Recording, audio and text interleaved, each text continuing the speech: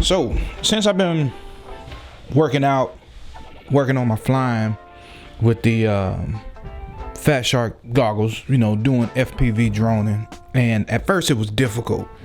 I don't know if I talked about this with y'all or not, but I learned real quick that adjusting your PIDs and your rates make a huge difference on how it feels inside of your FPV goggles or whatever. So, well, I've been flying doing that, and I do notice that the footage that you see everybody flying with is not necessarily what you see when you look through these goggles. So you're using a old school security camera technology when you use these cameras on top of these drones or whatever. So it's a CCTV camera feed, and you flipping through the channels or whatever, and it's kind of like an old school analog instead of digital signal. So you're not going to get any 1080p or 720p or nothing like that. So it's pretty much just to guide you through there, and help you see when you're on board. And that's when you start getting the video game feel of certain things. It starts feeling real comfortable to you and everything. So I've been using these Fat Shark goggles. I do have an unboxing video. I just haven't uploaded it yet. Maybe I uploaded it, or I've uploaded it or incorporated it in this video, which means as I'm talking to you now, you're probably seeing me unbox it, because I didn't think it was worth it. Everybody else has pretty much done unboxings online of these goggles, and you see them pretty much everywhere. Everybody's kind of put them out there and shown their experience with them. I've already been sticking some stickers on them and stuff like that. So, but what I have here today is a diversity module, and what this actually does is switches back and forth between an antenna like this, and then it has a patch antenna.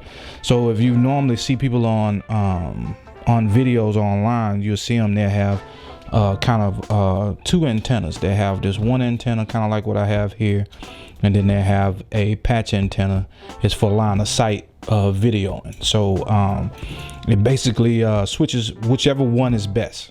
So if you're flying in front of yourself, you won't get any distortion of video, kind of like scrolling and stuff like that. And then I'll put some footage of me flying. I actually have some DVR footage that I actually got from these goggles, and I'll put that in this video so you can see it. I put the memory card there, and it took me a while to figure out too how to start that damn DVR, but I finally did. So this actual diversity module is the second part, because if you see on here, on the actual Fat Shark goggles, I only have one antenna feed on here for these mushroom type antennas. So let me crack this open real quick, and you can actually see this is not the one that came with it. Funny thing about these goggles, I purchased them, and the guy sent the goggles out and it didn't have this module in it, so I had to buy it separate. But when I sent him a message online, and he was real cool. Oh man, I apologize, because it was a bundle that I selected, and it was supposed to come with it, and it actually didn't. So that's what it looks like on the inside. So he actually sent this back out, after the fact or whatever. So I had already purchased one, so the one that he sent me is hanging on the shelf. And now I've actually gone out and bought a diversity module, so I won't be using this again. Maybe. Who's to say? So I have some additionals or whatever. So let's jump right in, man. Let's see what we got here. So it comes in this little tube here. Nothing fancy, nothing spectacular. I'm pretty sure you've seen videos online too about unboxing these modules. So it has what is this, 80, 90, another degree of angle to connect the antennas. So that's nice, comes with it.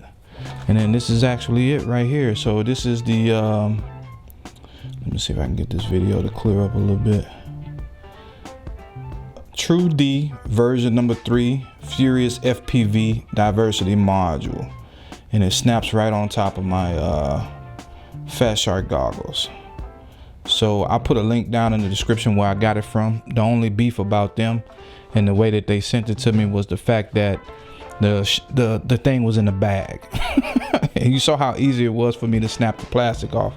But it actually came in a FedEx, or yeah, it was a FedEx bag, and the module was at the bottom. I didn't know what it was, but anyway, I hope that it's not damaged, but we're gonna check it out right now. So it's easy, it snaps on just like the other one. If you kind of look at it, they're both similar in the pin segments and everything like that.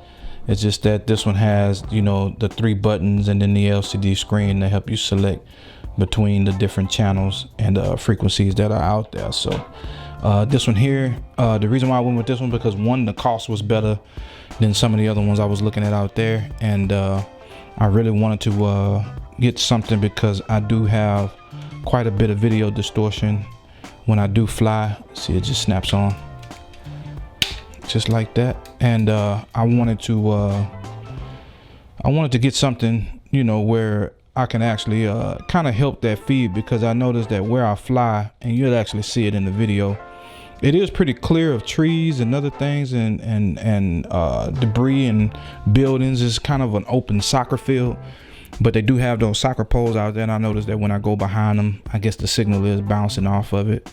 It does kind of distort the video a little bit, but I don't know if this is going to help. But I know that if I do plan on flying, once I do increase my skills, flying in some places like, you know, buildings or parking garages or something like that, I will need something that will give me a competing edge. Well, keep me in the game rather than giving me a competing edge, because as far as I know, everybody is running diversity when they get ready to fly and put themselves out there. So I kind of wanted to stay along the lines of that. So anything that'll help will do just fine. And trust me, the reason why I'm trying to put this out there to you, so that you can understand that when you're flying and you have these goggles on your face, you've already limited your point of view to pretty much tunnel vision, right? What's in front of you. So not keeping in mind the size of your quad or anything that's going on to the left and right of you, you don't see it until it comes in view, you know. So I don't have a camera on there where I can just pan and look left and right and know that something's on side of me. So you pretty much have, it's kind of like in virtual reality. I know that I'm rambling a little bit, but I kind of wanted to talk about this. But you got to understand, you don't see anything until it's right in your face. You understand what I'm telling you? So when you're flying and the video feed cuts out or it flutters or it goes dark on you, you got to understand you have maybe a $300 to $400 hunk of metal that's flying through the air. Well, you know, plastic, metal, fiberglass, copper wire that's flying through the air. The last thing you want to do, or your last thing you want, is your camera to go dark on you, and you have no idea where you've landed, what you've hit, where you at when it comes into the space, because your eyes have been covered. And so you got to think from that split-second reaction of where am I right now? Should I take the goggles off? Should I hope that the camera feed comes back in? So trust me, putting something on or having something that's trustworthy, and that I fell in the field and I've actually had to walk because I didn't know where I landed, where I crashed, and I didn't. 2 lessons. The video feed cut out on me, so I learned my lesson about that. This is the same field that I fly in. The next part I learned is that I never build a quad without a buzzer anymore. The only thing, and I walked for a good amount of an hour, and I still had packs to fly.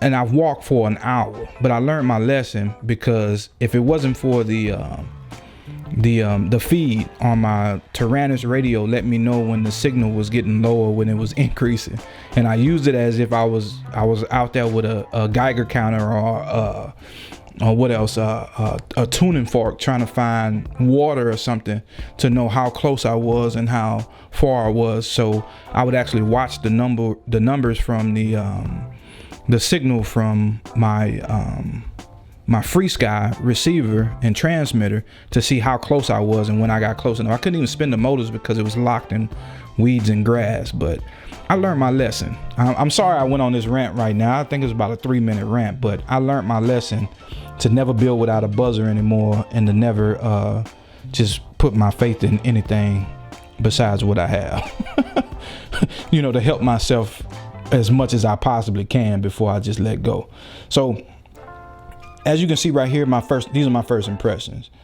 This is a big piece of plastic that's sitting on the face. I'm pretty sure when we turn out the lights and look at it, it's gonna look pretty cool with the LED glowing, you know, that I've seen. But I've been flying in the daytime. I haven't even been flying at night, so LEDs and lights and stuff like that is really not mattering to me at this moment until I can do something in the dark.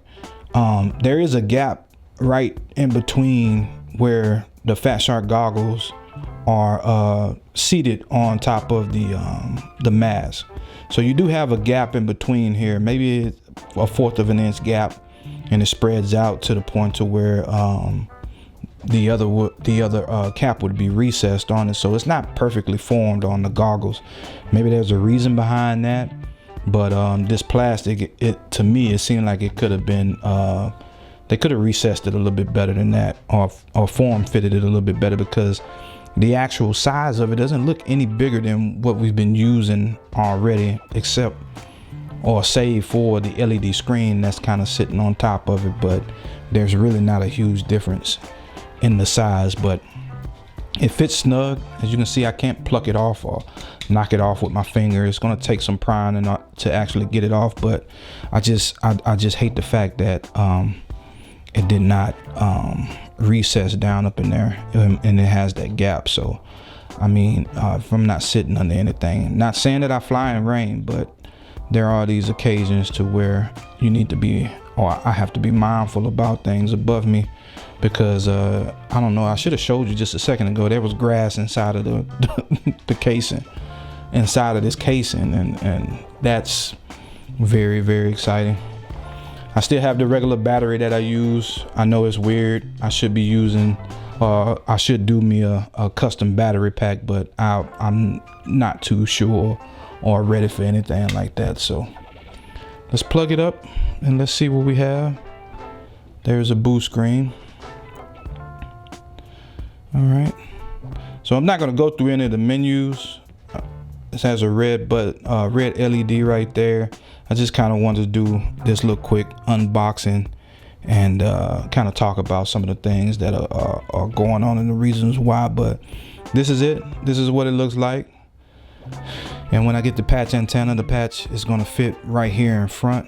So stay tuned for that, man. Hopefully this will give me some type of advantage, some type of trustworthy love, that I don't have to be too afraid to do what I have to do. So, and we'll go from there.